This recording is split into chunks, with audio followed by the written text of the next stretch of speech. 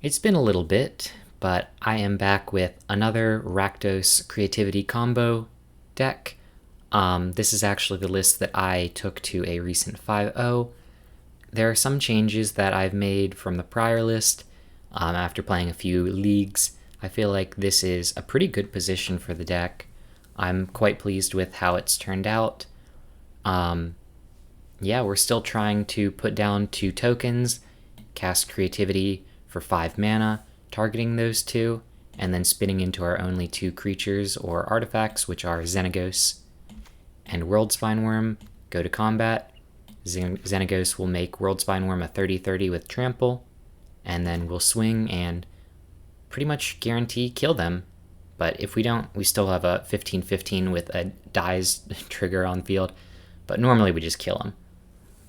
Some of the changes are that we cut out 4 of the unexpected windfalls, since I found myself having somewhat of anemic of a hand where I just have a bunch of 4-drops in hand and nothing to really do past turn 1 with a Thoughtseize or push.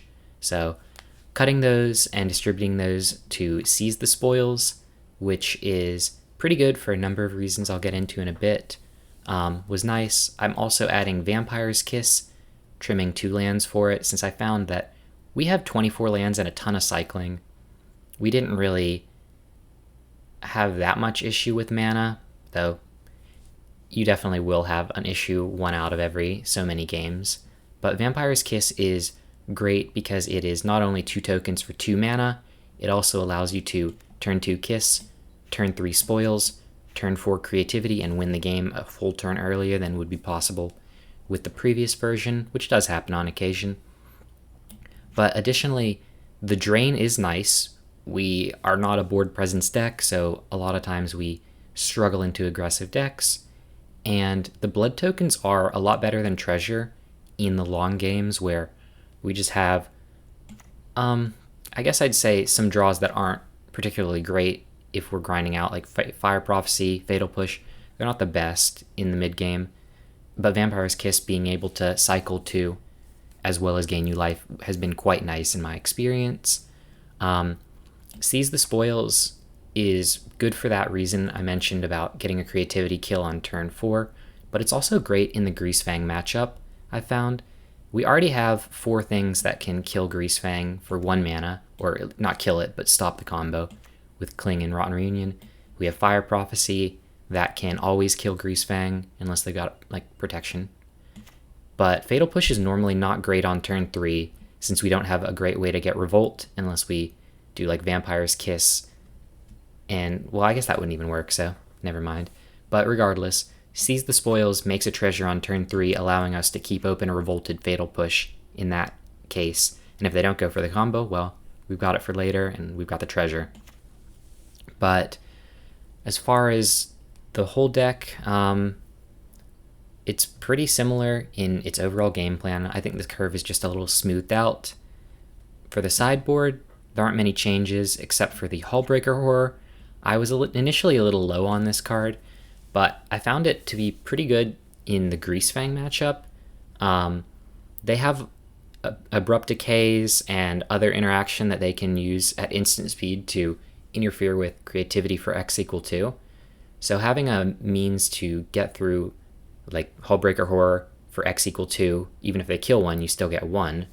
And in my matches, I've been able to bounce quite a few things and just keep them off the board, even after they killed one of the treasures, just because I got a Hullbreaker Horror, and we have a lot of cheap instant cards in our deck. Path of Peril, we struggle versus aggressive decks, so having 4 board wipes is nice. Go Blank for Control and Greasefang, as well as for Rakdos. Duress for Rakdos combo and for Control. Fry for Control and sometimes Greasefang. And Rending Volley for Greasefang Spirits. And I guess Fry's also for Spirits. This is the exact 75 I used to 5.0 pretty recently, except for I'm playing a Carplusian Forest over a Stomping Ground. We don't really need the green, and a lot of times it's not great to have to take 2 life just to hold open a turn 2 Fire Prophecy. So I'm trying out Carplusian Forest instead. I haven't been super disappointed with it, but we'll see how it works in this league today. I'll see you for match 1. Alright, so we are here for match number 1 against Todd Anderson of all people, so we'll see if we can't do something impressive against him. And we're starting off with that Carplusian Forest.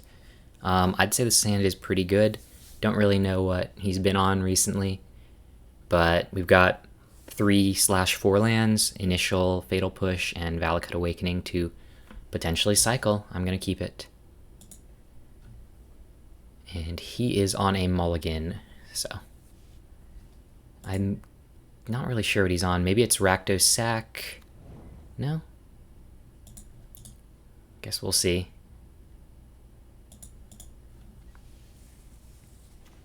Well, we got Creativity, probably the best draw we could ask for. I think I'm going to probably commit the Valakut Awakening here, though probably not actually.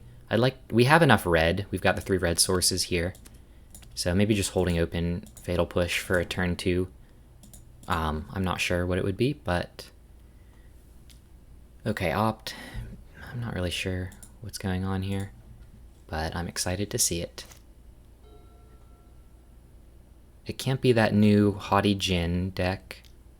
Soulscar Mage, maybe this is like a Prowess style deck. I'm just going to kill the Soulscar Mage, or at least attempt to.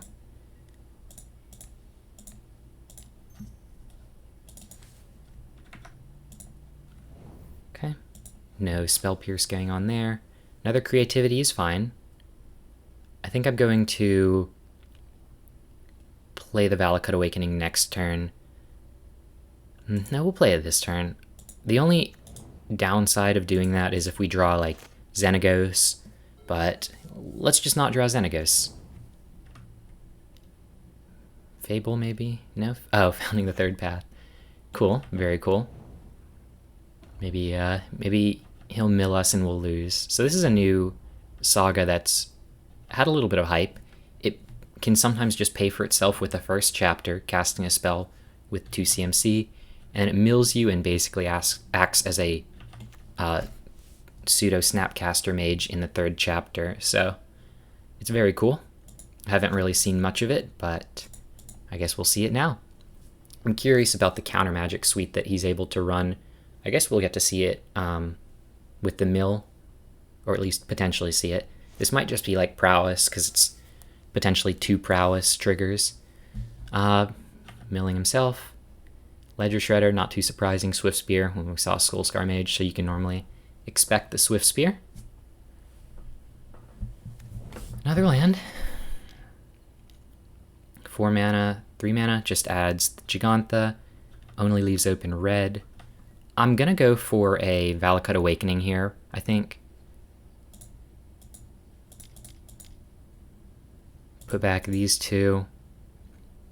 Hopefully don't draw our exactly Xenagos. Okay, World Spineworm is not good, but you know, it's not ruining our day. I'm going to go for the big score now, just because I don't want to get this countered. It gives away our plan, but I trust that Todd's a smart enough player to already have figured out our game plan. And I can...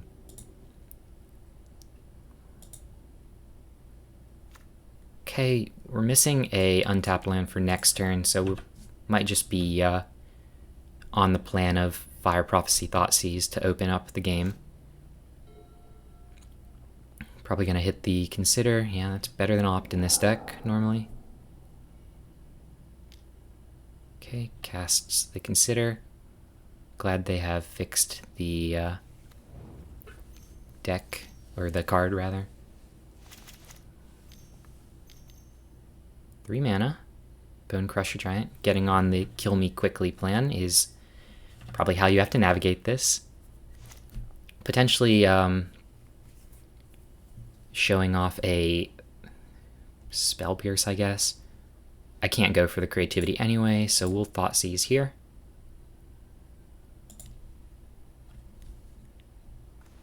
Okay, just a bunch of nothing. We don't care about Impulse. If they tap out for Gigantha, we just win, most likely. So I'll take the Opt, cut him off of that. I'll play this and probably just kill the Bone Crusher Giant. I don't even know if I want the redraw.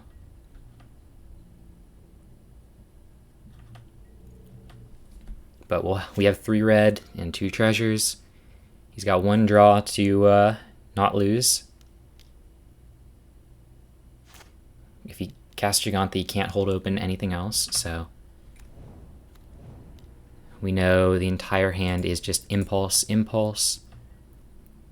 And barring us drawing exactly Xenagos or our worm, it's impossible to lose. I'm not going to open myself up to that. Okay. 1, 2. 1, 2, 3, 4, 5. Yield through. Attack. Win. Cool. Pretty good game 1 showing. We'll deal the full 25 to the face and go to game 2 after sideboarding. I expect a lot of permission to be in, so duress will be nice. Go blank is good for all that graveyard nonsense going on. It's possible we want Hullbreaker. Horror could be nice. Just to have a way to get through X = 1, as well as we can just cast it if it's in hand. Path of Peril, I'm okay with, but not too pleased. Kind of tough. We have so much that's good, because it's a creature and graveyard deck. I don't really want to cut the Thoughtseize because of the permission. Maybe I can cut a Fable. I don't really want to cut Big Score, but I can cut a Spoils. I like the push. Maybe I cut a Reunion. Definitely keeping Cling.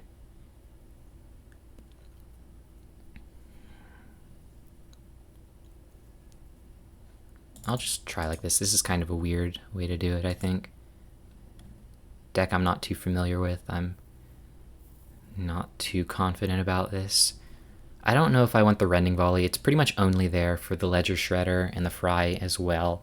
And push already takes care of it, as well as being able to kill everything else. Fire Prophecy, I just like having more redraws, so I think we'll give this a shot, and if it turns out terribly, well, that's what game 3 is for. Well, this is a little awkward. I accidentally walked away to use the restroom and forgot to hit submit, so we're just running it back with the same 75. Worked the first time. I'm sure it'll work the second time, but this is a good enough hand to keep. And who knows, maybe it'll give us a better understanding of how to sideboard if we actually get another chance to. I'll start off with the Haunted Ridge. We'll get a redraw potentially next turn with Cling. It also opens up Fatal Push. And Valakut Awakening will be our next turn land. Pretty much guaranteed. I don't know anything else we would want. Okay. Monastery Swiftspear. It's not like I can do anything, so I'll just yield through the turn.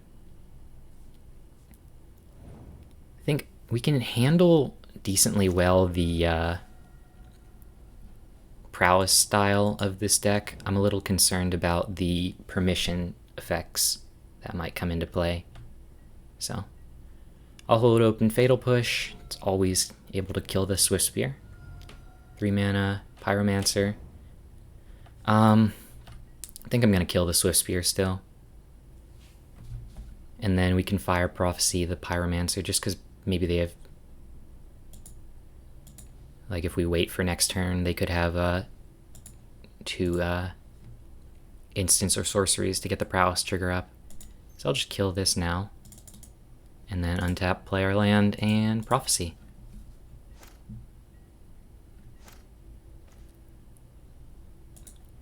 Okay, Cling is fine.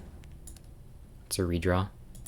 That makes the Founding the Third Path worse. I'll wait for any potential, yeah. No matter what, it was going to happen, and I get to potentially make it so he puts it on top if he didn't want to, or puts it on bottom if he didn't want to. It's on bottom. Kill this now.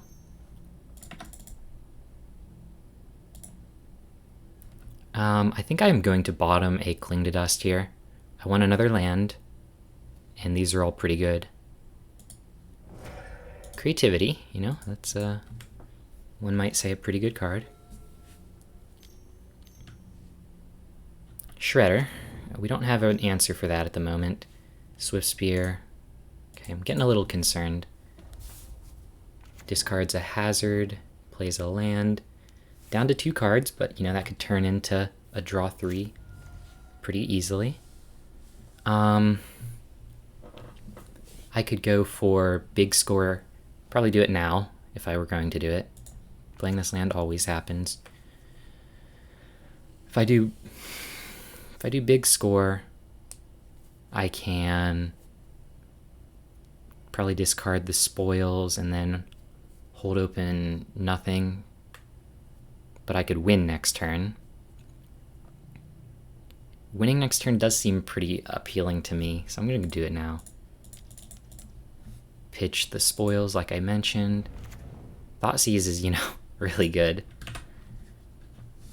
Because a lot of it, I mean, they're down to 2 cards, and a lot of the times they're running kind of light by this point in the game.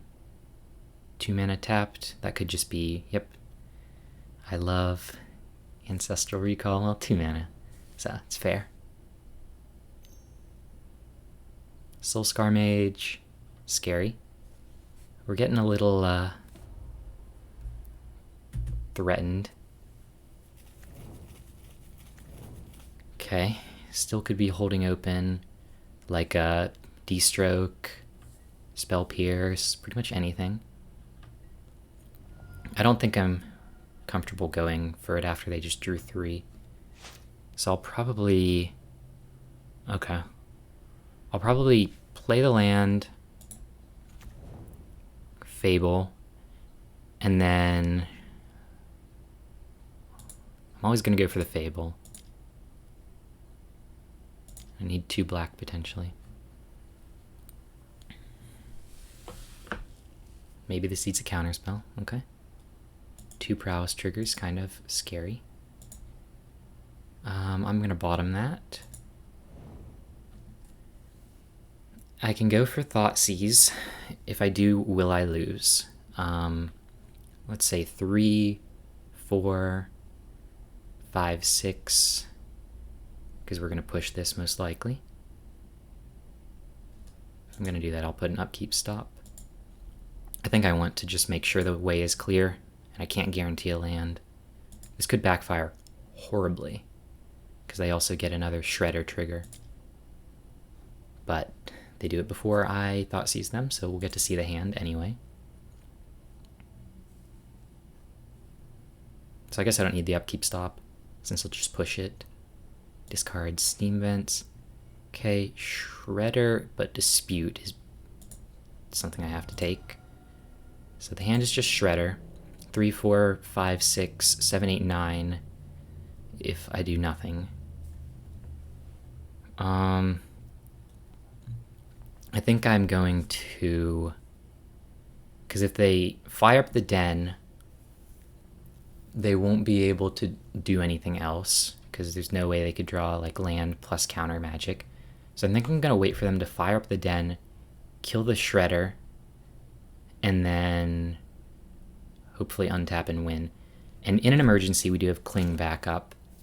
Okay, sorry for the upkeep stop, opponent. I don't like when people do that to me. Okay, so we know land was the draw. So it's just Shredder. I guess I kill the... well... 18, 5, 6, 7, 8, 9, 10. Yeah, so we should kill the Shredder here. Right, 1, 2, 3. Yeah, so 3, 4, 5, 6, 7. Yeah, we'll be at 1. I do kill the Shredder. I mean, they are going to attack with everything anyway. But... and if I'm going to kill the Shredder, I should wait for them to attack with the Den. No, it doesn't matter. I'm just overthinking this. I kill. Yield. 3, 4, 5, 6. Down to 1. Untap. Don't draw our brick. End the game. Cool. That was a little tense, but You know, sometimes no sideboard is the best sideboard. I'll try not to play that poorly next match, but hey, we beat Todd Anderson with a really cool brew. I'll see you for match number 2. Alright, so we're back for match number 2 after beating, I guess it'd be Is It Prowess with that new Founding the Third Path.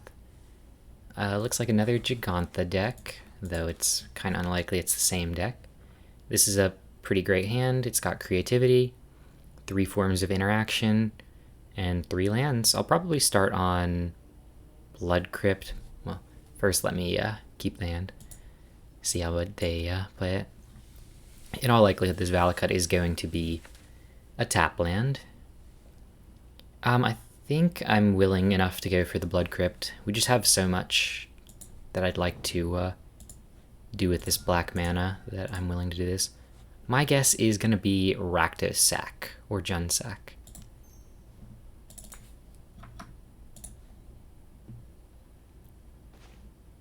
Okay. So this is the, it's a Coco build with Aether Channeler, which I've seen before, but I'm not used to seeing Eldrazi Displacer. They've got all their colors. I assume they're just Bant. It's possible I just take the Coco. The Displacer could be annoying, flickering our Worm. But Coco actually matters more because they can hit the Channeler at instant speed. If they're just using this as a cantrip, I don't really mind. Definitely some arguments. Oh, I need to take that stop off. Some argument for pretty much any of the 3. Channeler because it's 2 for 1, but it's not that fast of a clock. Displacer because it can be annoying, but they'd have to hold open 3 mana every turn. And then Coco, it gives them an instant speed Aether Channeler, plus it's good value and hard for us to interact with. So I think the 2 for 1 makes the most sense to me. But we'll see what they have to do. They just play a tapped Temple Garden. It's the same artwork.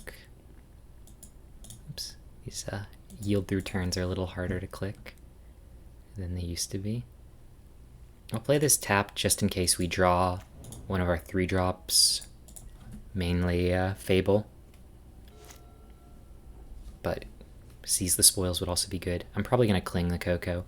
It's not like they're a graveyard deck, and I'd like to get a redraw.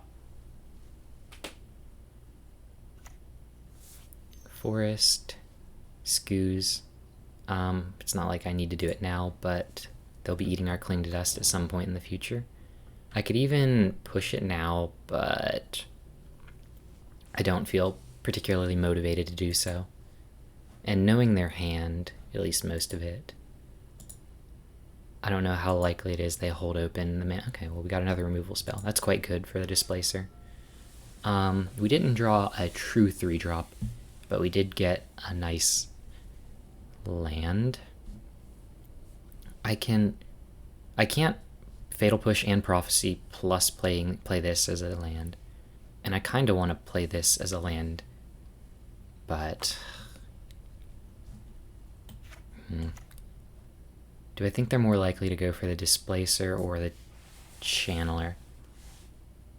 If Channeler, I want the land. If Displacer, I want the Prophecy.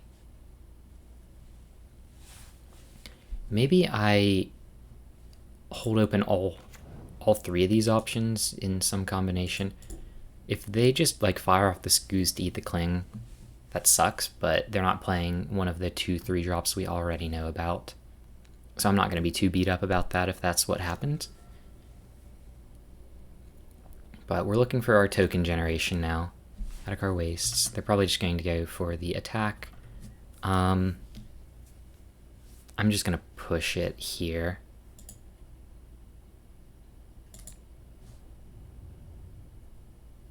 Yeah, because these are harder to push. And if they want to fire that off on the Cling, again, we know what they're not doing. They didn't. I feel vindicated about my choice. Displacer, Devoid, and Dead. I'll probably bin the push. Doesn't do much versus the Channeler. Okay, another land is good. We've got our 3 red. So we'll probably just go for a draw 2 with the Awakening.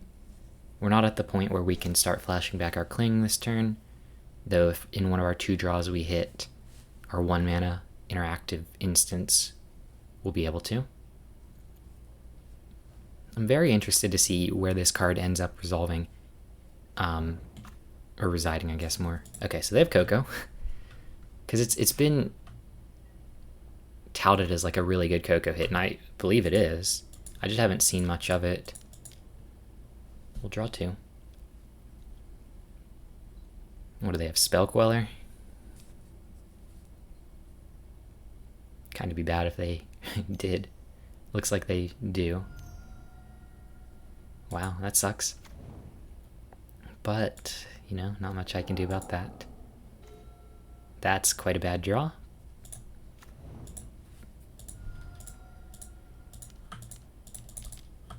That's why we run the green. We're not in a great spot because of that Spell Queller. And they still definitely got a Coco. They cast the Aether Channeler. They'll probably draw a card. Okay, they bounce the Xenagos. I guess that makes some sense. We'll just recast it.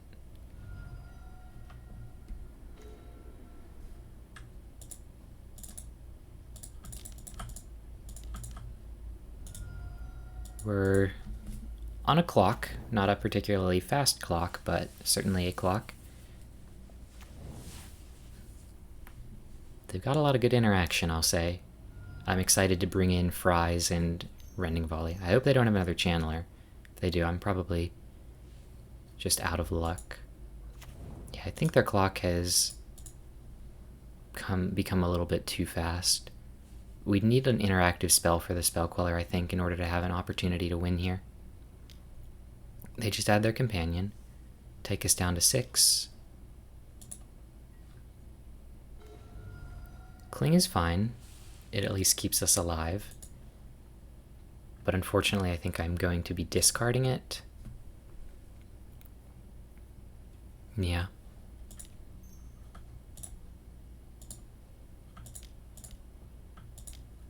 I'd like Push, though Prophecy works as well.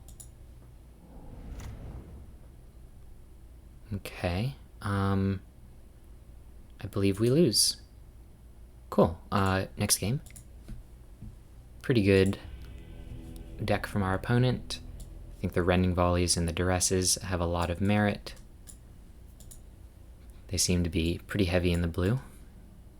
And we can probably cut the Push since they're a lot of 3-drops. And these still kill the Scoozes that they've shown. Maybe I don't need Fry, since Rending Volley seems to take care of what they're doing.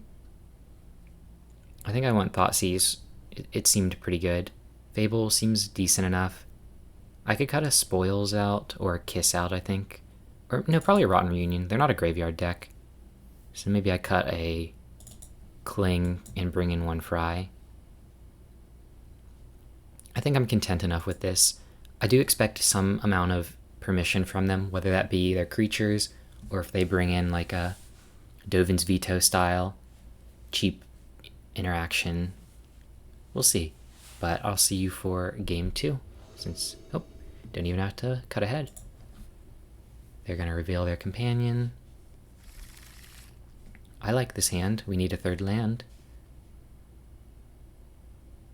But I don't feel good about putting it back. We've got a lot of interaction. Vampirist Kiss is our tokens.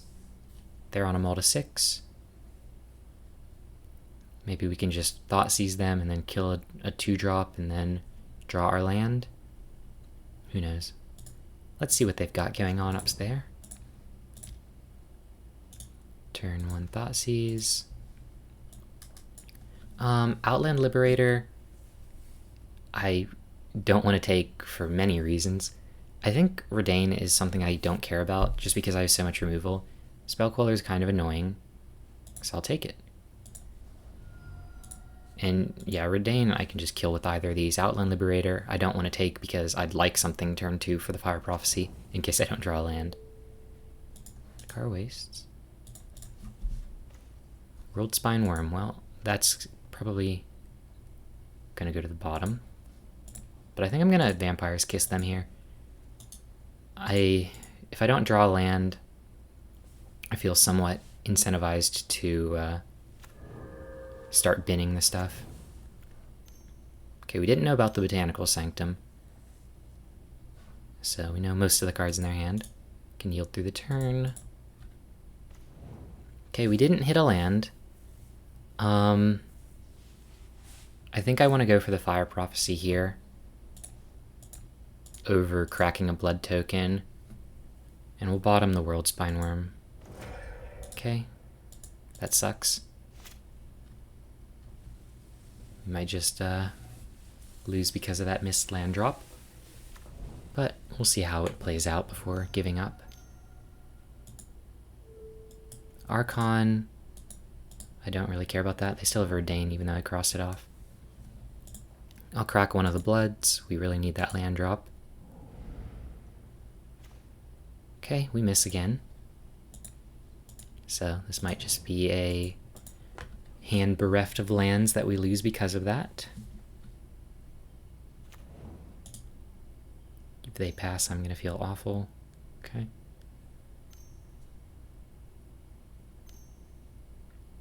Redain. Probably. I don't particularly care about that. I need a land for the Fable. Okay, we miss again. I'm going to discard the Duress, or the Big Score, probably the Big Score. Okay, I actually think that we're too far behind at this point, so I'm willing to concede and go to the next match. Let's see how long it would have taken us. Okay, not too much longer, but I think we are just so far behind that, and we drew our Xenagos, that we needed too many things to go in our favor to win that. So unfortunate, but I'll see you for match 3. Alright, after a kind of unfortunate match 2, we're back for match 3. This is another 2-lander with our better of the 2 bricks. If we get a 3rd land, we're in such a good spot, but I hope it doesn't end the same way. I'm gonna keep. They're on a mall. Yeah, 3rd land gives us access to Fable, and we can discard that World Spine Worm. We also have Fire Prophecy as a redraw if they're a creature deck. They're mono green Devotion, most likely.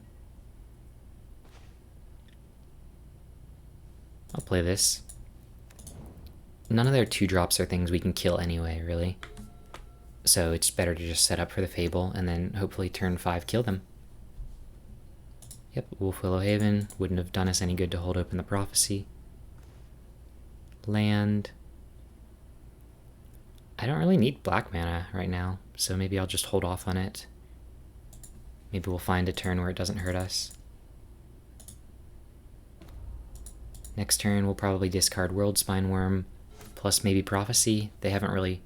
If they had a dork, like an elf, they would have done it by now.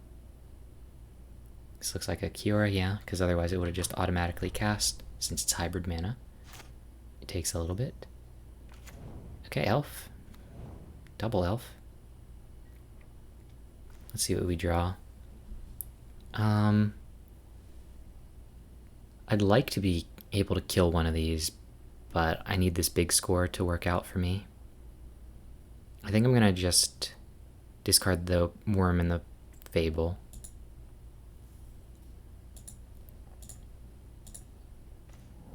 Okay. Worm goes back. They are now extremely aware of what we're doing. We've got our lands. I don't want to discard this in case they have a Karn next turn. I think I'm just going to attack the Kiora. They're going to have 4, 5, 6, 7 mana available. Maybe I attack them, just in case they put out like 2 big beaters. The Kiora's not great to kill. And let me think again. So I said they had 4, 5, 6, 7, potentially 8 mana available next turn. If I kill the Mystic, it doesn't really change anything. I'm just thinking because I could big score and use 2 of the treasures for a Fire Prophecy. And then we'll still have enough if we use the Goblin Shaman token as a target. I just don't think that's necessary right now. It could definitely be a mistake. But they already have access to pretty much anything they need. Let me think about. Karn would need 10 mana. They don't have access to that. If they're going to go Karn plus the statue, which is the only thing we really care about.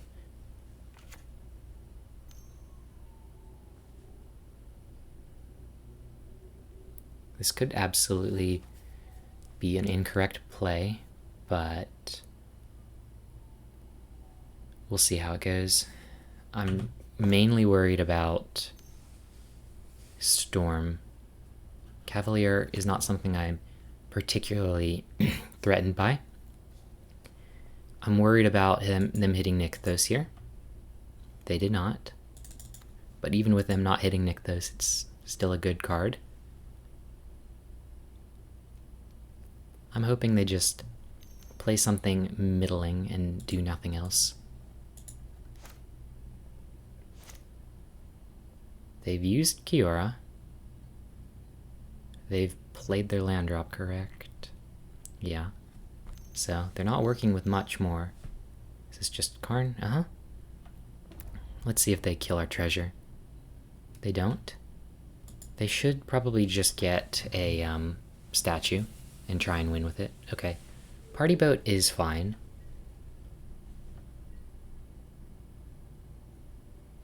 I don't even need to go for the big score here.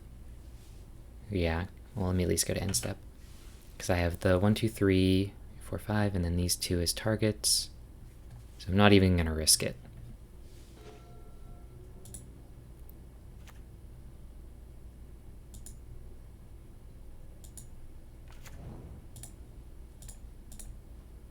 Target these 2.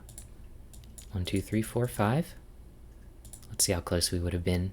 I always like to see if we get punished by our plays or rewarded for them. It doesn't look like it would have mattered particularly.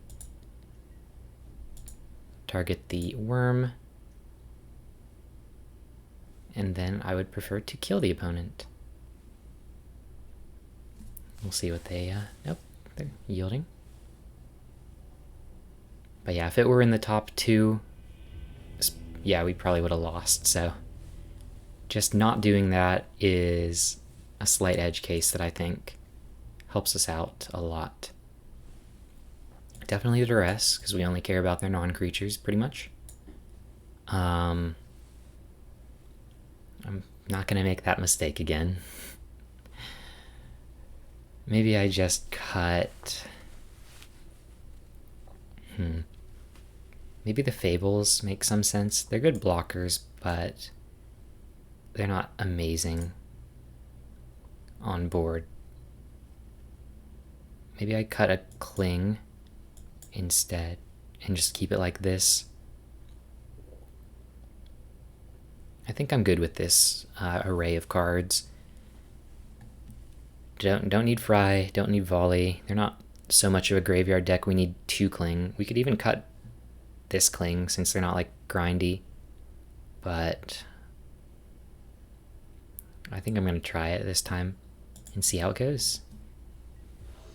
They didn't take any time to sideboard, being Devotion. You know, this is a pretty solid hand, barring the lack of lands, so we'll throw it back into a much stronger hand, mainly because of the interaction. They kept their 7, so they're definitely going to start with a turn 1 elf, to which we have no response, but I'm not willing to go to 5 when we have a decent enough hand. And who knows, maybe we draw push. No. We drew not even close to the worst draw in our deck. I want to take the Karn, but I think I just take the Kiora. This will put them like 3 turns off maybe from getting the Karn lock on us.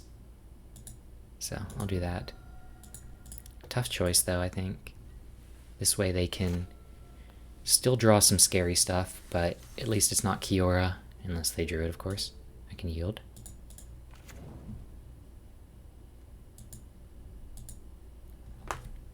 To Fairy. Okay, that's castable. Okay, well we know what their hand is. Not like we can interact with it much.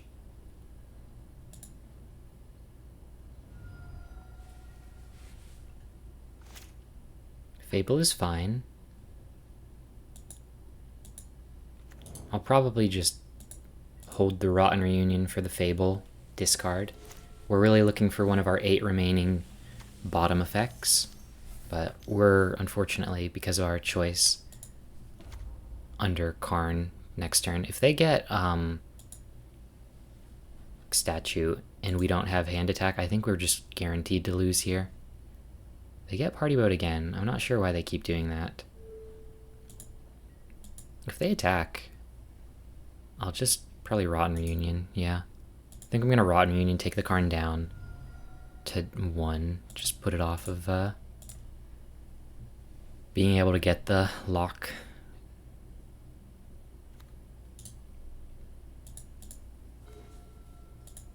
Still nothing to put back the Xenagos, which is unfortunate. And we're gonna lose the zombie, but... And we're gonna lose the Sky Sovereign. Or sorry, lose the Goblin Shaman to the Sky Sovereign. But we just have need of something to put the Xenagos back.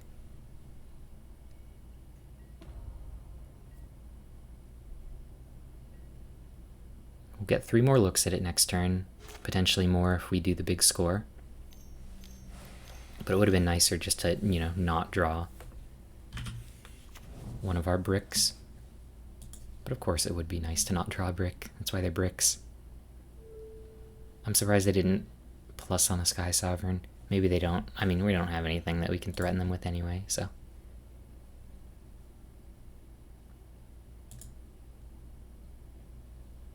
Probably just discard the Urborg.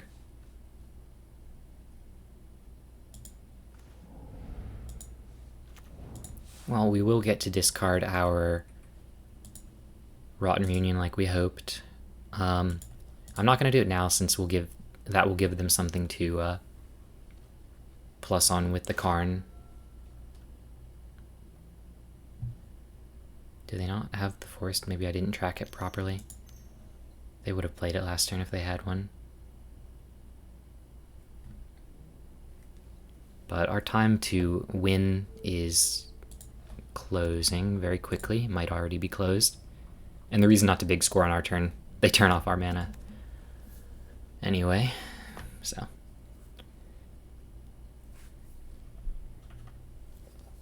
Okay, just the boat.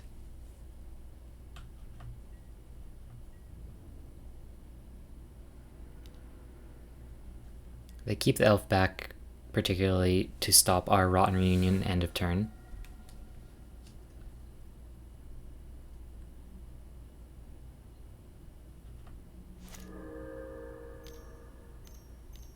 Okay, I guess not. Just a troll. If they'd played this a little differently, I don't think we would have a chance to win, but that's fine. I'm going to play until I can't have a potential of win.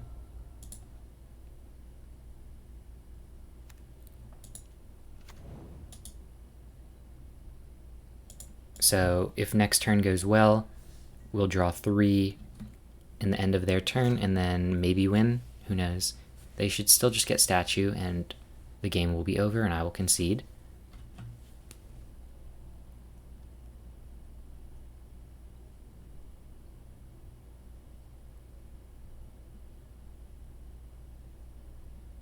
I don't have anything that pays life anyway.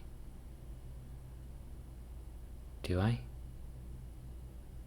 Not that I think I remember. And since that enters tapped, I feel like it might just hurt them more. I guess that makes sense that they would do it and then untap it. Okay, I didn't think about that.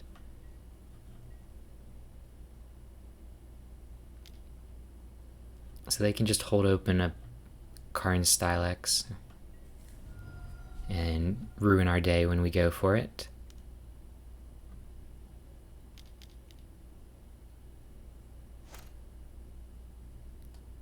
Okay, that'll kill our elves.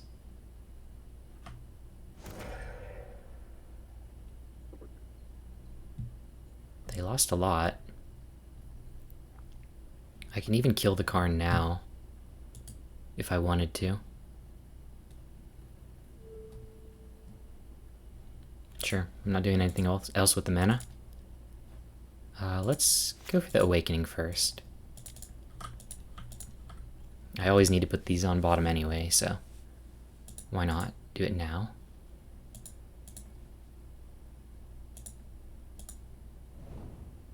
Okay. Not great. But not terrible, you know. I'll kill the Karn.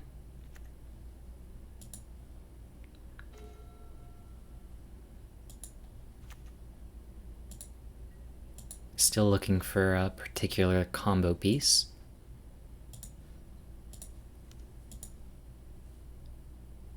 That should just win us the game if we get it. It's possible they don't run statue.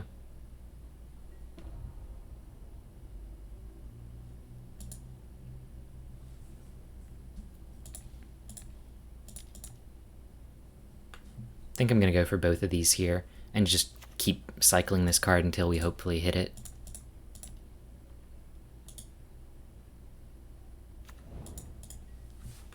I hope they don't have another Karn. That would be unpleasant. But again, they wiped a good amount of their board with that Karn Silex. This Rakdos is mana neutral at the moment. Okay, now it's mana negative. This will not crew the Sky Sovereign because it enters tapped, but they can untap it with Teferi if they'd like to. And I believe they can target our blood tokens if they wanted with this. Yeah, it's not like it really matters. I'll just tap it now. Again, not really like it matters, but I'm gonna do it anyway. Okay, yeah, that's a decent draw, I would say. Hopefully it wins us the game. Llanowar Elves currently doesn't do anything that we care about. Llanowar Elves still currently doesn't do anything we care about. So, yeah, let's just not draw our bricks and we win. 5, 6, 7. They don't have any cards in hand. They can only put up 7 defense. They'll go to -1. Okay. Not Xenagos. Not Xenagos. We can deal with the worm, just not Xenagos. Okay.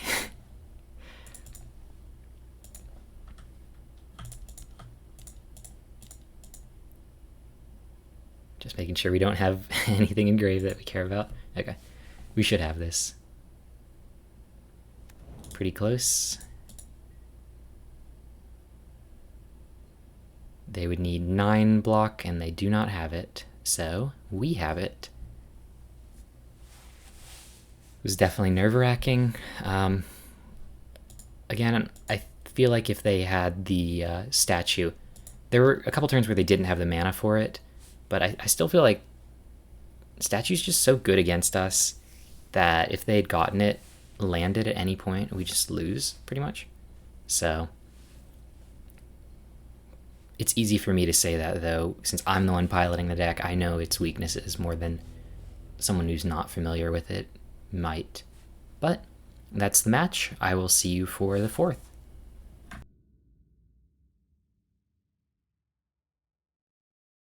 We are back for match number 4, going second with a hand that makes a lot of tokens Doesn't do a ton after that, though. Fire Prophecy's pretty good. If I knew what we were facing, it'd be a little bit easier.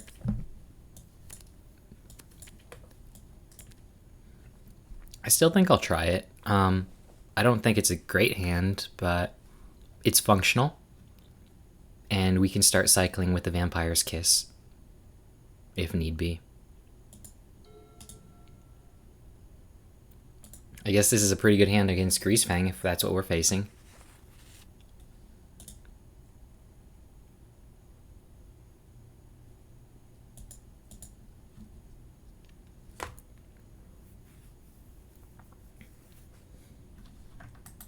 Alright, so our opponent took a little bit, but they ended up showing that they're probably either mono red or an Is It Prowess variation.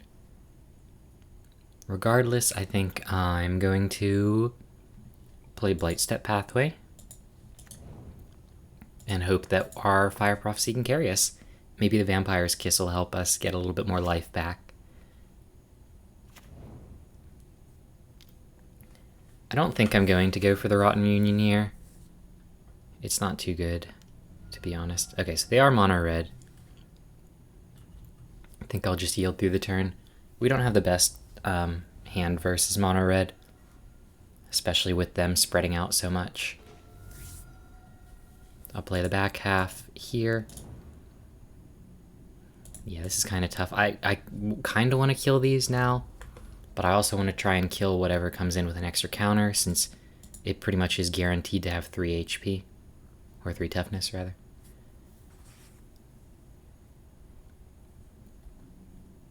Okay, so it's looking like it's probably going to be a Eidolon.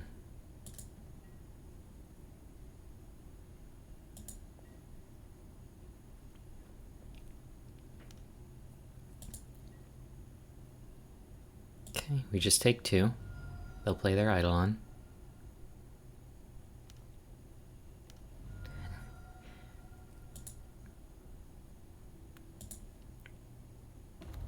No land. So we'll be taking 2, but at least we can take that off the field for the time being. I am gonna put a land on the bottom.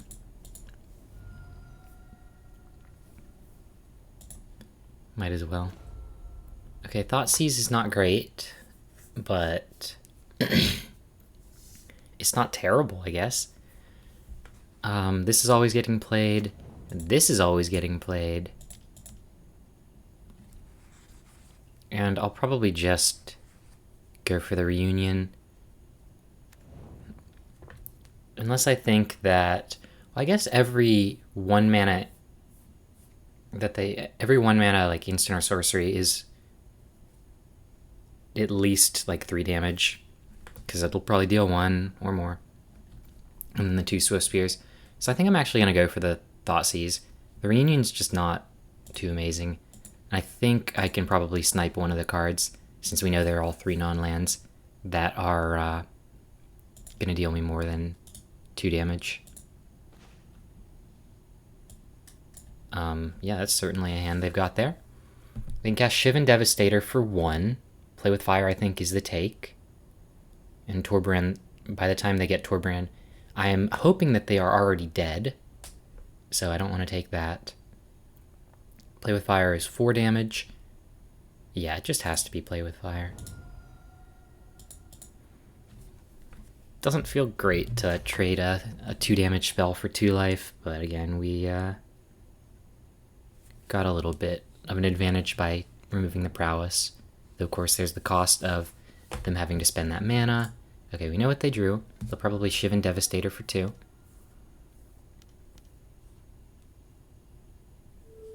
We're not doing so hot. If they draw land, yeah, we lose next turn. If they draw non-land, we probably lose next turn.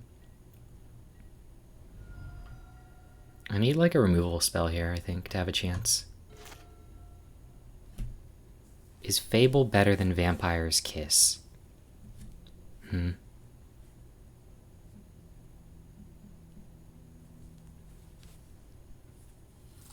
I think Like, it's 2 damage that I'm saving either way, I'm pretty sure.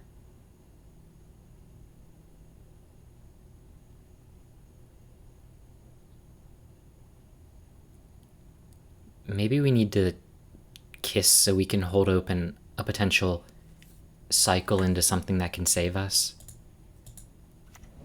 Maybe I even go for the cycle now. Because right now it is just lethal with what they've got on board, so I guess I will start for the cycling. Rotten Reunion can go. Blood Crypt doesn't do it. Now I don't think there's anything that can win.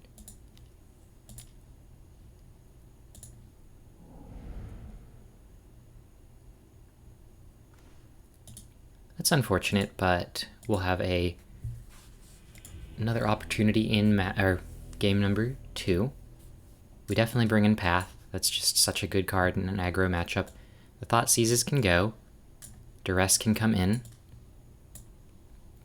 I don't believe I'd like anything else of this.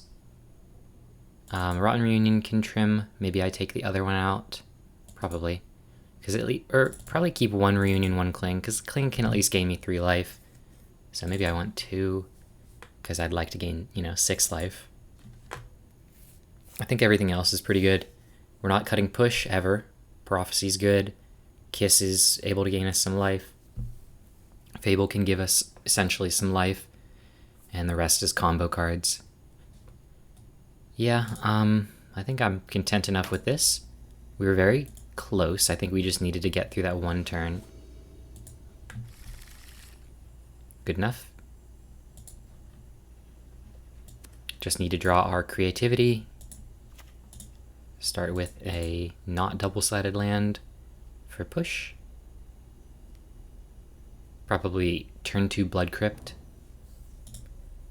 Okay, so they probably have a, what's it called? Play with Fire. Do I care enough to hold open the Fire Prophecy? Kind of. I'd rather use my mana efficiently, and I don't think I'm going to do this on turn 3 anyway, so I'll wait for the Blood Crypt. We've got a good amount of removal in our hand. It's nice to be able to do that. They are scrying to the top. Probably we're looking for like another land, maybe? I don't know. They're not doing the most active job with their deck, but I'm sure they'll stomp me end of turn. I think this turn I can go for the Blood Crypt tapped. There's an opportunity to play Blightstep and hold open Valakut Awakening, but I'm not really feeling like doing that this turn. Just because next turn I want a big score. Yeah, stomp, not surprised. But next turn I want a big score, and I don't want to take that extra 2 damage, and I assume that they have the stomp anyway, so they'll probably Bone Crusher here. And we can Prophecy it. Okay. I think I'm going to bottom the Path of Peril, because with big score, we have the treasures if we ever need to revolt a Fatal Push.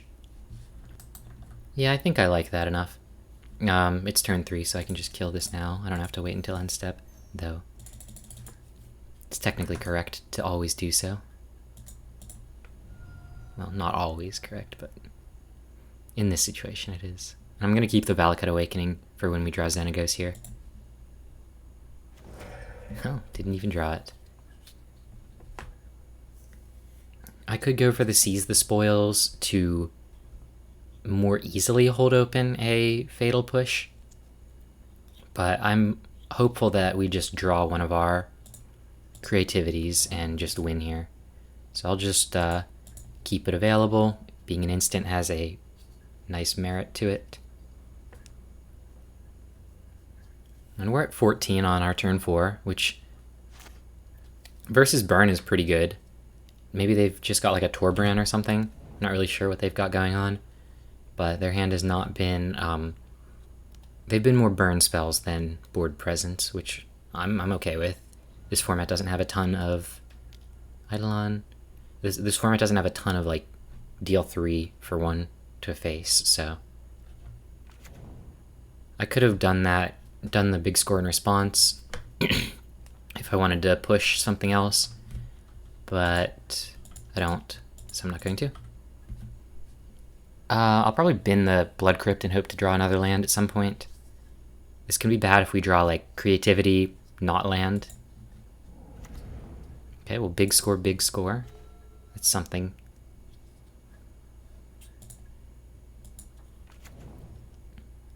So we didn't get the turn 5 kill. I'm probably going to kill that Eidolon, but I don't have a reason to do it right now.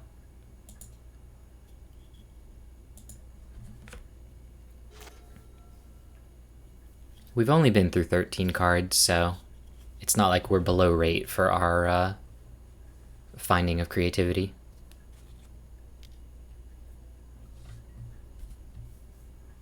Okay, they pass priority. I think I'll do this now. Rather take 2 damage instead of 4 damage. They'll probably fire off a burn spell. No? Maybe they don't have one. Ferocidon. I guess it's pretty decent at stopping us from gaining life. The second portion of it shouldn't matter unless we're at 1. Regardless, I'm gonna let it resolve. Not like I can counter it anyway. I will pitch a Seize the Spoils. I think it's not like we need to hold anything open. They're mana equivalent. Okay, please don't draw Xenagos here. Neat. Let's win the game. We will, as I mentioned, be taking a damage, but our opponent will be taking 30, so I think it's a reasonably fair trade. Well, they can take 27 if they feel like it. Let's see what they choose.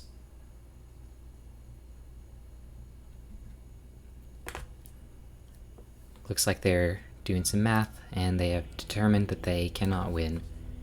So, pretty nice there. With regard to sideboarding, I don't think there's anything I'd like to change. Again, Fry and Volley can't do anything, go blank. They're not a matchup we really care about, and Hullbreaker Whore is an option, but I would rather just kill them on the spot rather than give them more turns to just throw 1 mana burn spells at our face that we don't really feel like bouncing back to hand. So I think I'm good with what happened. I'll see you for Game 3. Alright, Game 3 of Match 4. Our hand is loaded with a lot of life gain, but lacking in the land department. So I don't think we can keep it. Yeah, we can't reasonably keep this. That's unfortunate. I think I'm going to have to go down to 5. This is a reasonable hand. I think I'm putting back Duress and Big Score. And really hoping that we can get there with what we've got. It's definitely not an ideal opener, but at least we're going second, so we can potentially draw out of it a little bit more. It's one positive spin to put on it. They're gonna do the same thing they did last time. Hit us for 2, get the Scry. Probably play Eidolon turn 2 if I am guessing the worst case scenario. No? Maybe that's the exact same thing where they stomp us. 4th land is nice. I think I'm actually going to commit it here. It's not like we have a 2-drop, and just holding open the push into Spoils next turn, maybe Fable, who knows. Yeah, the exact same one too. Maybe even down to the lands, I'd need to recheck on that. So let's hope that the end also happens the same way. Well, we don't have our kill spell, unfortunately. But we can pitch a Fable and get a treasure for the capacity to hold open push. We can also pitch the Valakut Awakening and just hope we don't draw exactly Xenagos. We could also play Fable, but I don't know if I'm feeling great about that. I want to have push open, I think, this turn, so I think I am going to go for the this pitching Awakening and just really hoping that we don't draw Xenagos. Okay. So, fine draw. No complaints at what happened there. Torbran. Defiler of Instinct. So this is a new card from Dominaria United. It basically Phyrexianizes one red mana symbol for red permanent spells, and then it deals 1 damage when you do it. It's cool. Doesn't work on burn spells, but it's really cool. I like the cycle. Let's see if they have the Swift Spear or whatever it's called, Soulscar Mage. So they get to play it for quote-unquote free. I think I'll kill the Bone Crusher Giant here since it's, swinging in. Don't like losing our treasure, but I'd rather take 2 damage than 4.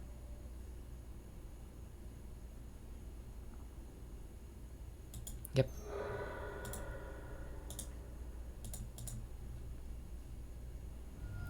I'm hoping that they're running low on cards and aren't able to do that much to us with what they've got left, but we'll see how it turns out. I think Haunted Ridge gets played here over Castle Locthwain. We're not going to be really using the draw effect. And I think I want to go for Seize the Spoils, try and dig for some more removal.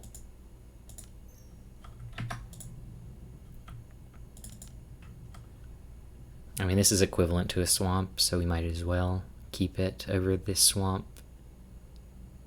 This could be bad. We have a lot of good draws left. Really hoping for Creativity, Fatal Push, something that makes treasures. I'd even take a Path of Peril here. I think that would be decent enough for us.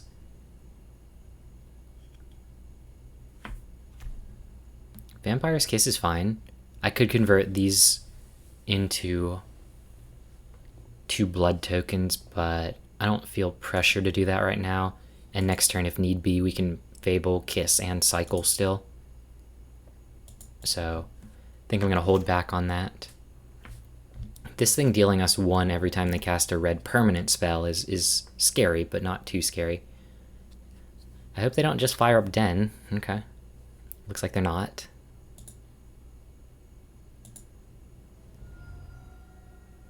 I feel like maybe they should have, actually. Dealing us 4 damage is kind of a lot. But they're dealing us a lot anyway. So I guess we should have gone for the Vampire's Kiss there, since we are losing here. Unfortunate. Let's see if our next draw would have been... I guess it would have had to have been exactly Creativity for this to matter.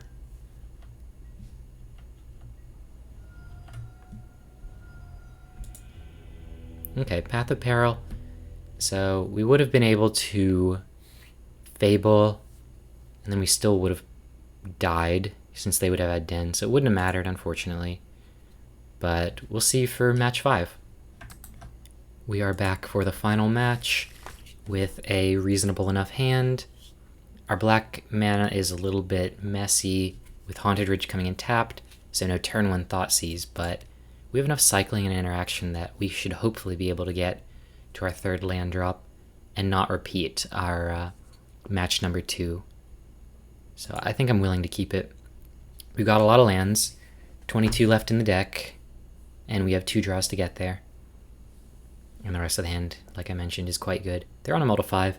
I'm going to guess Devotion, because that's normally what mulls to 5 so quickly, but they might have also just had some non-functional hands. I'm also guessing Devotion because I've really got a hand that can handle their early elf if that's what they were mulliganing for.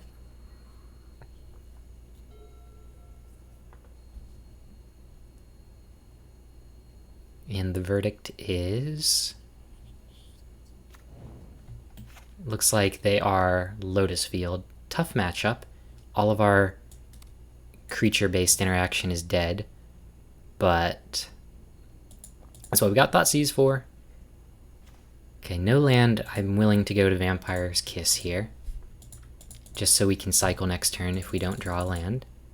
And we can start pitching our pushes and prophecies. They'll probably pitch the push before I pitch the prophecy, just because even if we're hitting a grazer, we can still get a redraw, which is pretty relevant. We did draw Creativity, so I've got no complaints there. Shimmer, I guess I'm happy here to see Shimmer as compared to them going for a Sylvan, I forget what it's called, Sylvan Scrying, that's what it is, and just guaranteeing their turn 3 land drop.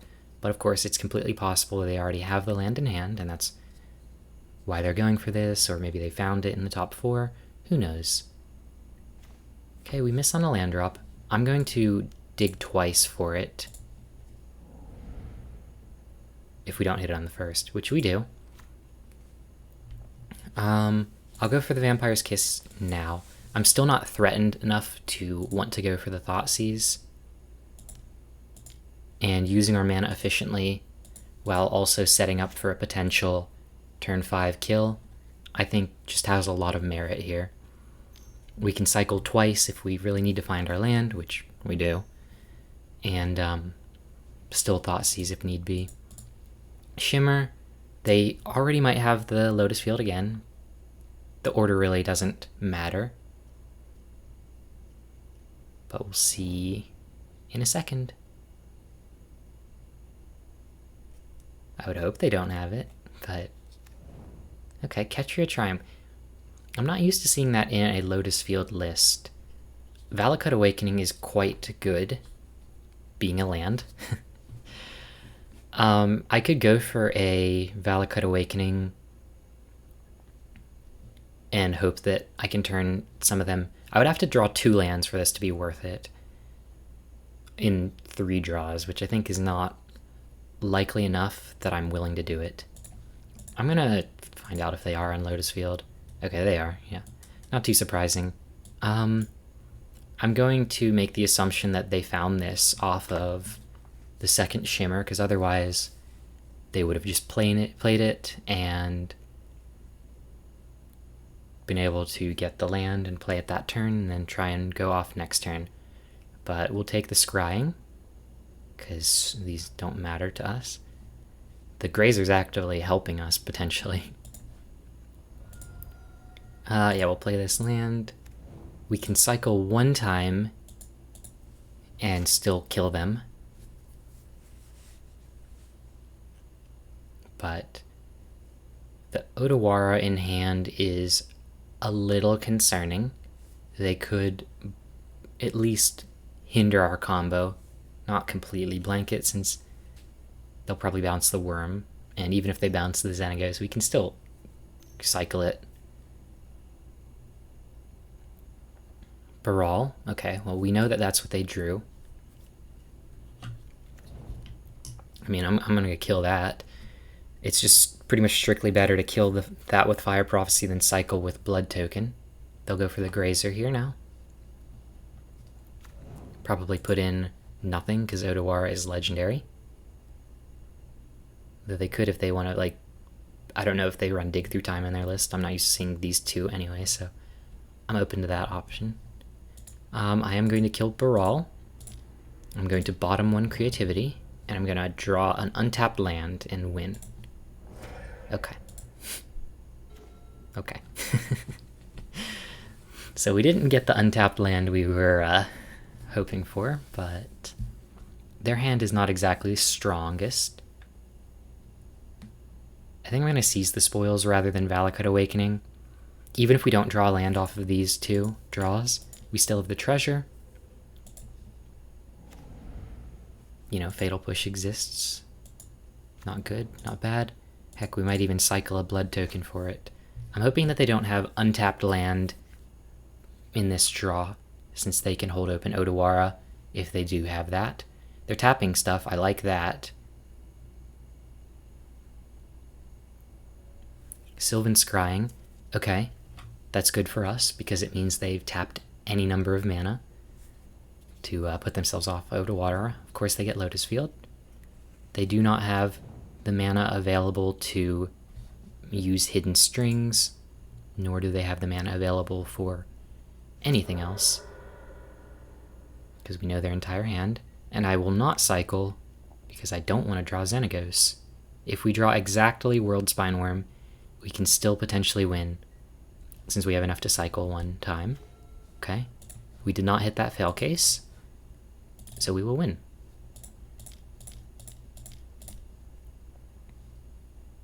Cool.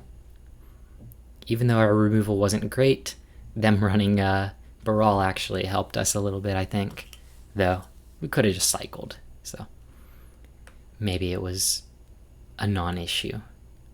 But yeah, we still know their hand, as far as I know. Yeah. And I don't know of any 1-mana spell that they could be running, unless they have magically managed to put a Fading Hope into their deck and into their hand. I think we just have the game here. But I'll let them look through our deck, since we showed basically, I guess, all but 10 cards of our deck. So that's one interesting aspect of the deck, is even when you win, you give away a lot of information. But it's Moto. My deck list is readily available for all to see, so I don't care too much about that.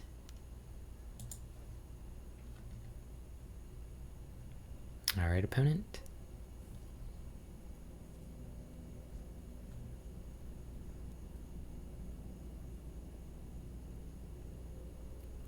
So with regard to sideboarding, I think we're going to be taking out the pushes and bring in Duress as well as Go Blank.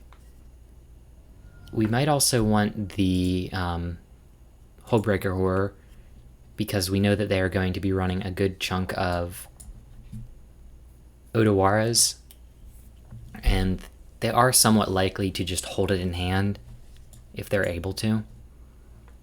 And Hullbreaker Horror is a lot better into that, and we can just bounce all their nonsense over and over and over and hopefully get through that way. But I will do what I said, get rid of the Fatal Push, bring in Duress, bring in Go Blank, and then like I basically always feel conflicted about this.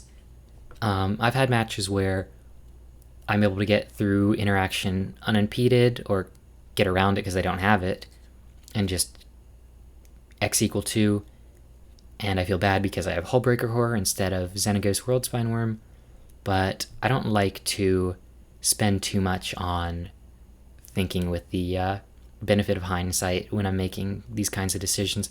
I think, as a whole, Hullbreaker Horror is going to be pretty strong into a deck like Lotus Field that can hold open Odawara, which is a card that we otherwise have basically no way of interacting with unless we can evacuate their hand and Go Blank them.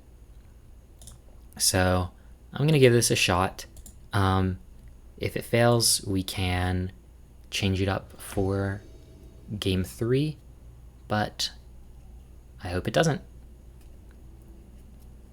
We have a hand with not a great assortment of anything, really. I mean, that's not true.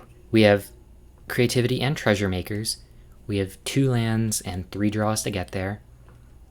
We have good things, but I guess I don't have Duress or Thoughtseize or something like that. I still think I'm going to keep it. If we hit our 3rd land, I feel like we're in a great spot. They don't really have any hand attack that I care about, and it's not like I'm looking for push or Fire Prophecy here, considering that I don't really want to kill Grazer and Baral is fine to kill, but not an absolute necessity. Cling to Dust will probably be live here because they normally have a turn 2 Shimmer or Sylvan. I'm curious what the red is for. Maybe Wish? That would be interesting to see. So Scrying will give us a redraw. Our life total is borderline irrelevant here, so we're likely to shock the Blood Crypt in. Thoughtseize is quite nice. Given that their turn 3 is normally just going to be Lotus Field plus a cantrip of some sort, I don't feel the need to go for Thoughtseize here, especially because we didn't draw another land. If we had drawn our third land, I would feel more inclined to do so. But getting a redraw is quite important, since we really do need that land.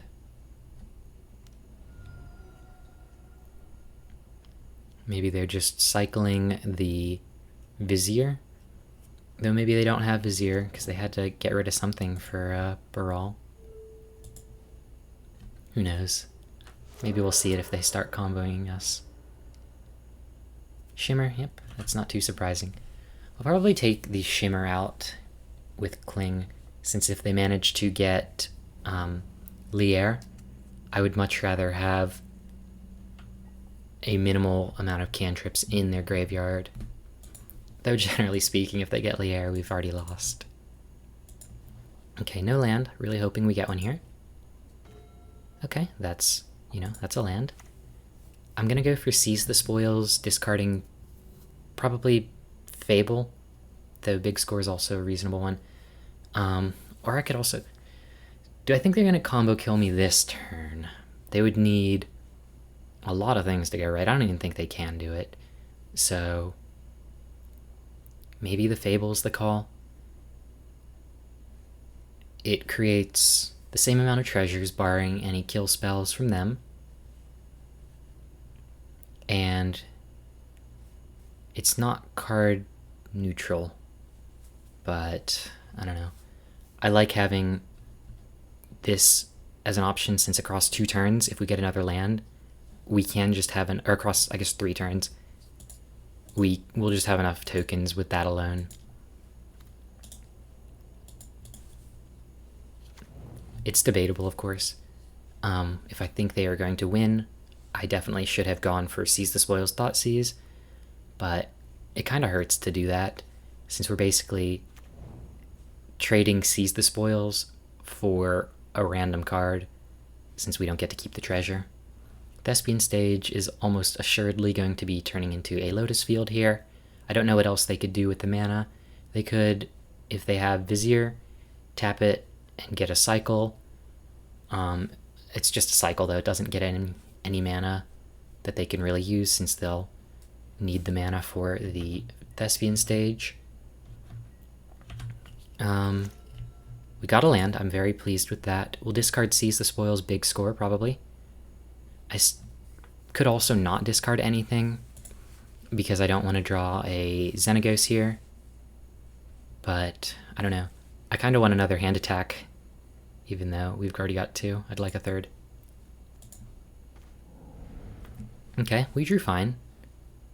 I'm going to attack first. Potentially just guarantee that. Treasure. 2 damage is, probably not going to matter too much. We'll plop down a Haunted Ridge. Take a peek at that hand of theirs. Okay, so March is funny. That's definitely a reason to have gone for the other version of Creativity target that we did. I could have gone for Creativity this turn instead of Thoughtseizing them, but I didn't have an instant with which I could really interact with them. So I think I'm going to take... I'm definitely taking Hidden Strings and Pour Over the Pages, I'm pretty sure. Balagad Recovery can get back one of them, but they shouldn't have. They could do that anyway, and I'd rather clamp them on mana. This is only creatures, okay. Hidden Strings. Pour over the pages. Pass to them.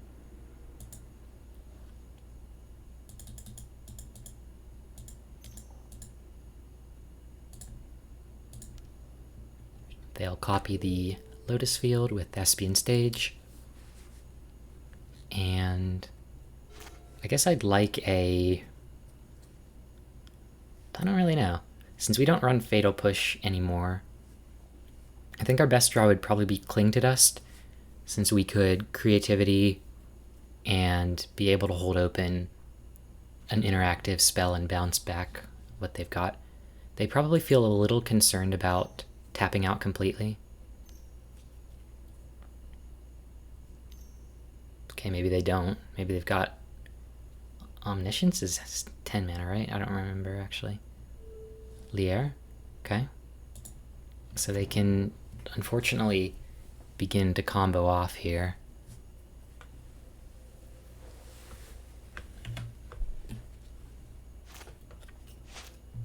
I'm actually just going to yield. I have no reason to hold priority, and it'd just be rude to them if I did.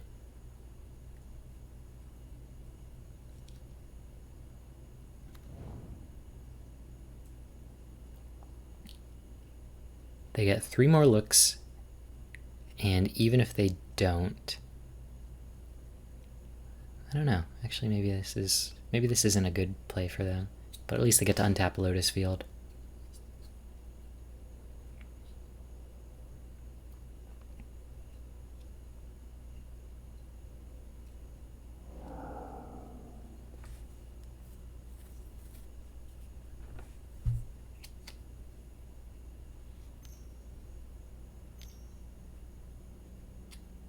That's quite sad to see.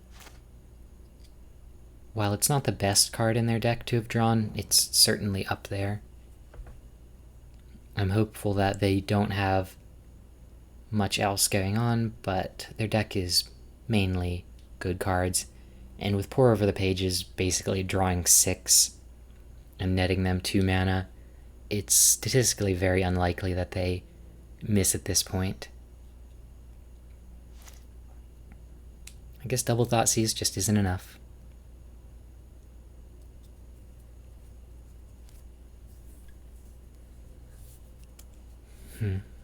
It might just be prudent to concede here, since it's not fun for me to play this out, and I'm certain it's not fun to watch a almost deterministic kill, but I'll at least wait until they show me that they've drawn the ultimatum.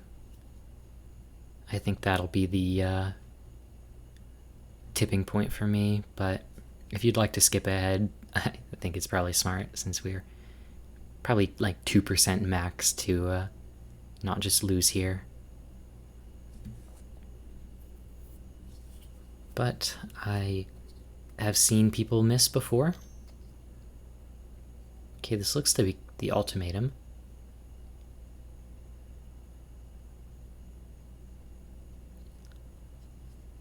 And since they already have Lier, they can just get like 2 tutors and Omniscience. They can get like the tutor that makes them discard and search 3, Omniscience, and the Spell Mastery one.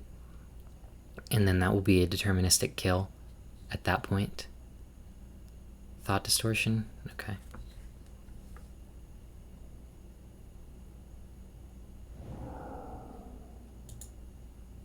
It's unpleasant to deal with.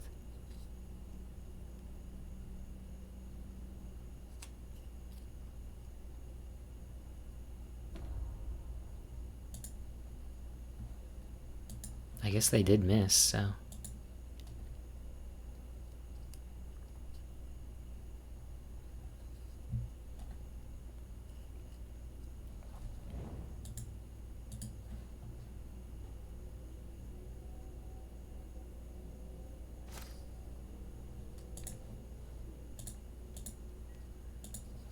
If they block it, I'll kill it.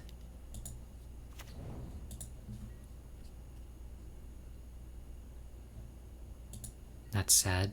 I hoped they had taking the bait.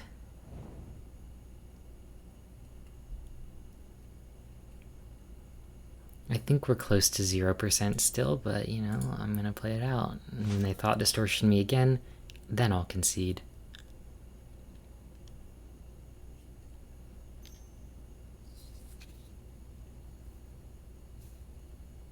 I'm very surprised that we haven't already lost, but whatever.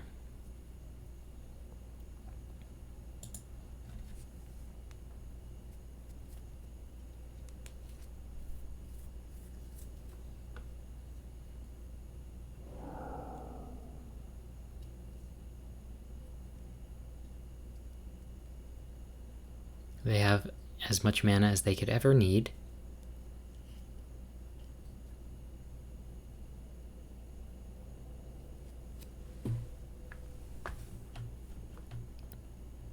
It would probably have been smart for them to, well, I guess they can always attack with Lier later.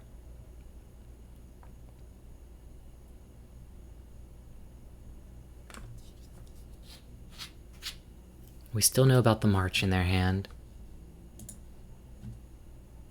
as well as the Balagad recovery. Nothing really great for them to get, since they can flash back any instant or sorcery anyways. Okay, Odawara, I guess they are not able to combo kill here anyway. They probably are going to, like, Sylvan Scrying or copy the Thespian stage and then attack with Lier. And then they'll be able to hold open Odawara. So I think our best draw again would be either a 1 or 2 mana instant, such that we can... Okay, they just already had Hidden Strings.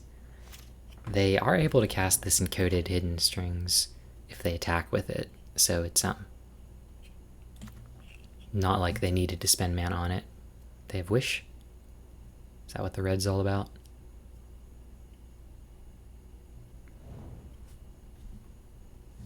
Yeah, now it should be deterministic. But again, we will make them play it out until they've shown us what their outlet is. It's funny to draw 3 creativity. With 9 mana, I just don't see how we win, so... A lot of negativity from me, sorry. It's just... tough.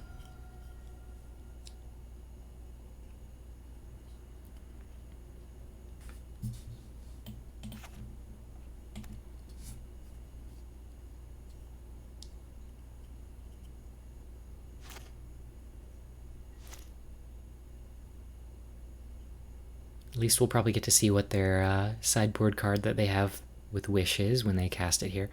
I'm gonna guess it's the draw half your deck, lose half the life.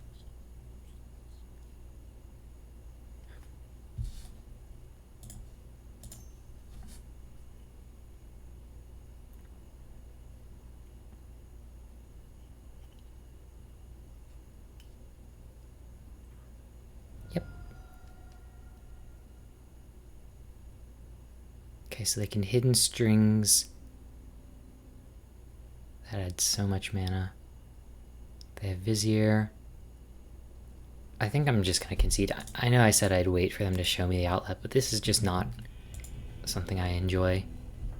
I'm going to take out the Hullbreaker Horrors and bring in the combo again. I think just killing them is probably going to be the better call. They didn't really show much interaction aside from the March, and even if they phase out our World Spine Worm, it's still there to potentially kill them next turn. So I'm going to try it again. But yeah, I could have made him play it out. It was just so unlikely that they didn't have it. This hand is okay. 2 lands, 2 Thoughtseize, 2 tokens, and then Fable. We really have to get our 3rd land drop again. And we don't have creativity. But at least we have an easy discard outlet with our World Spine Worm. So I'll try it out. A lot of games where we're really hoping for that 3rd land drop. Leyline of Sanctity. Okay, well, At least we can cycle through our Thoughtseizes now that they are completely useless. And hey, that's a card out of their hand. Unfortunately, we have to target ourselves with the Vampire's Kiss if we want to get it. And I do. I'd like to. The life is not relevant. It's the tokens that matter.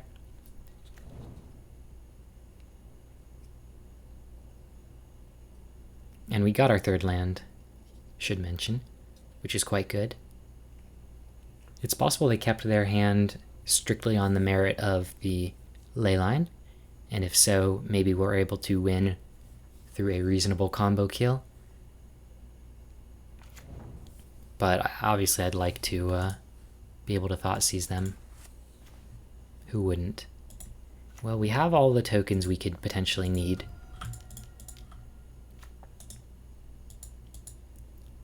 I'll probably pitch these two, because, I mean, I need to pitch World Spineworm, and I want to pitch Thoughtseize, since we don't run Feed the Swarm or anything of that nature.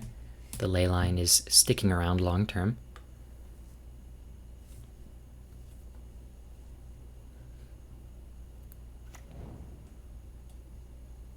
Do they have anything for turn 3? Maybe they did just keep it on the merit of the leyline. I'm guilty of doing that on occasion. Alright, let's hope that they don't have anything to exile our graveyard at instant speed, or else we'll just lose, most likely. Worm goes back. I might just start firing off the castle. One of the few matchups where we can be super wanton with our life total. We can also just start spinning with the blood tokens. What do you have end of turn, friend? You've got to have something. Besage? Valakut Awakening, okay. Let's see how many cards they put on bottom.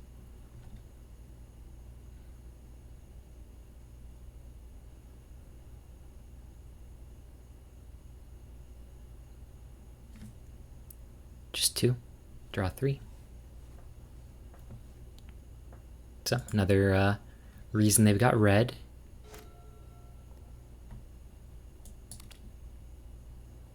So I think I might... Okay, that's scary. I think I'm going to crack a blood, pitch Thoughtseize, in response Castle Lochthwain, draw a card. I mean, maybe the life total just is so irrelevant I don't even care. Yeah, it's just irrelevant. I don't care. I'm just going to draw with Castle Lochthwain and then do it later.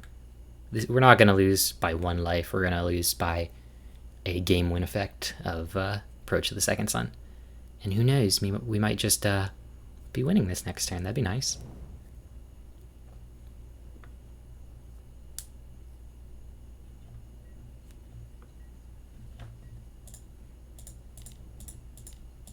First time I've taken 5 from that. There's no reason to do this now. It's a treasure token.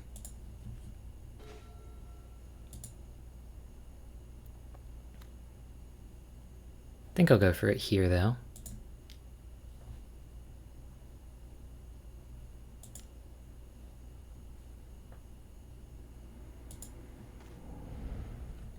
Fire Prophecy is not a particularly great draw. We just really need our creativity here. I think Fable gives us the most likely chance of getting another look at it. We've got plenty of token producers.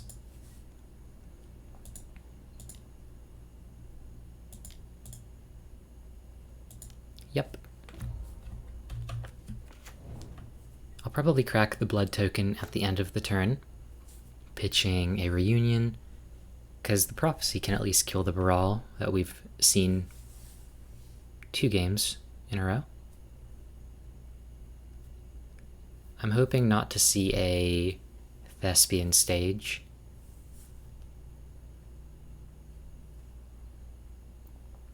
They're able to just do so much more with 2 Lotus Fields than they are with 1. Hey, who knows? Maybe we'll just kill them with a bunch of Kiki-Jikis, spirit tokens, and some zombies. Let me actually calculate it. So we can deal them 4, 5, 6, 7, 8, 9, 10, 11, 12. So we might have just been able to kill them if I did this a little differently. Maybe I'd do that. It'd be funny.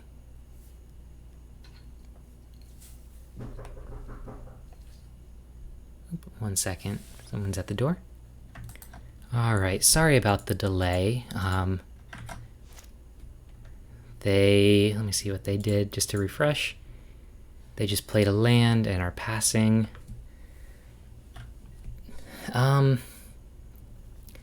If we go for the Rotten Reunion twice,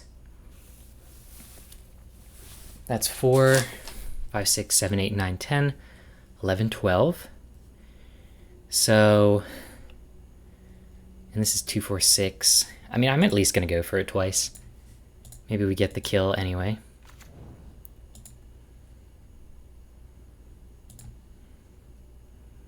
I'm only going to do it once, actually. Because 8, and then we can kill him with Sekenzen. I don't really want to use our treasures right now. I am going to discard Reunion Prophecy.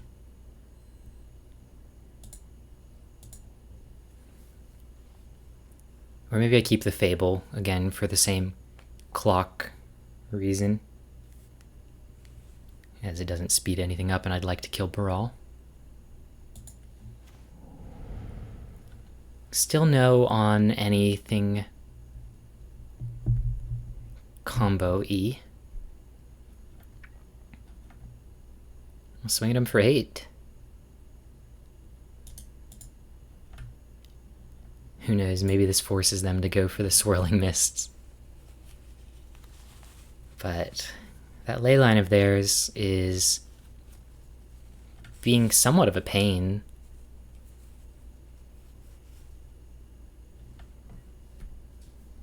We have to sacrifice our zombie friend. I think I'm going to go for the Valakut right now. Actually, what am I even looking for? Nothing, really. Can do it at instant speed anyway. Let me pull up our list real quick. What would I even care about that I could only do at sorcery speed? Thoughtseize? No. Kiss? Maybe. Fable? Maybe. Everything else targets, so I think I'm just going to hold it. Act like we have something. Hey, maybe we draw Xenagos and we can just kill them. Because that would actually work. If we drew Xenagos next turn, we could just kill them with something. But I'm hoping that we're able to just put 4 tokens on field with double Rotten Reunion into Sekenzen, and even if they have March, maybe we just kill them. We'll see, though. Odawara? Yep, Odawara on one of our shamans, so we are still able to present a lethal clock.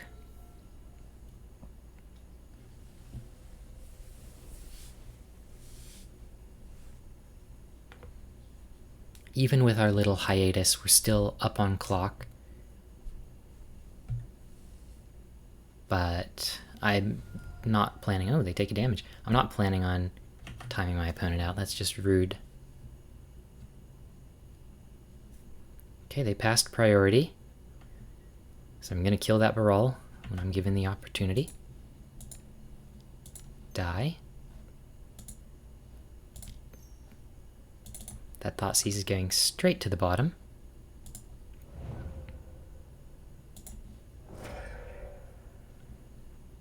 Think I will Rotten Reunion the Valakut Awakening.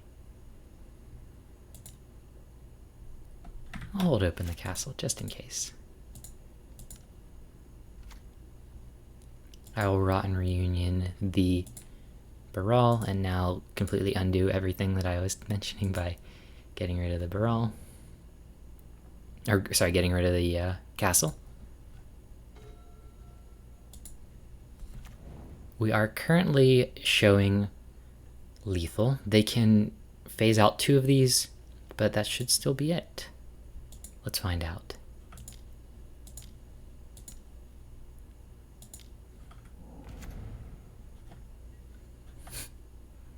Certainly a interesting way to end the the league.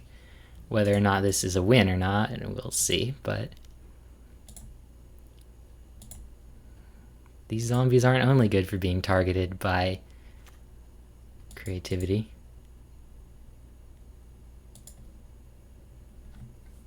They might be decayed, but they're still 2 damage. Zombie has certainly entered the effects area.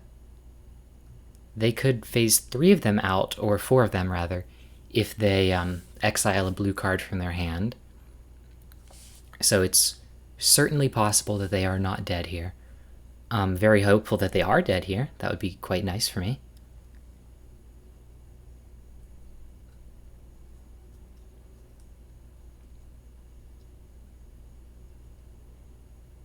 Alright, opponent. What you got? Okay, so it looks like they are going to phase out 4 of our cards. They should phase out not zombies, given that the zombies will just die at end of turn. Or sorry, end of combat. X equal 4.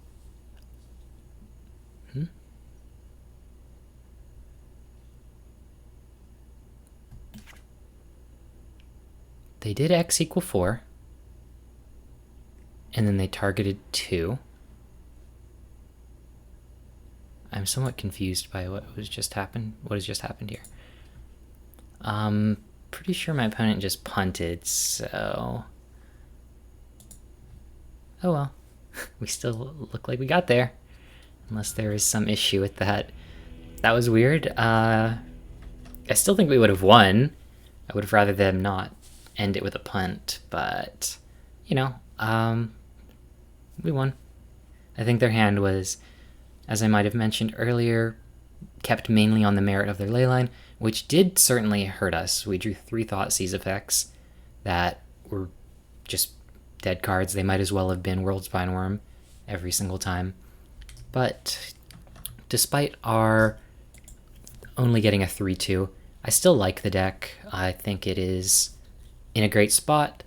I'm considering turning that castle back into a Dragonskull Summit, but I don't know. I need to do more testing before I'm willing to make any more changes. I am gonna get rid of this Fry, I think. I don't know if I've mentioned it in any of the prior videos, but this Fry has just been not too great. Versus Greasefang, we already bring in Rending Volley, Duress, Go Blank, and sometimes we don't even have room to cut other things for the Fry.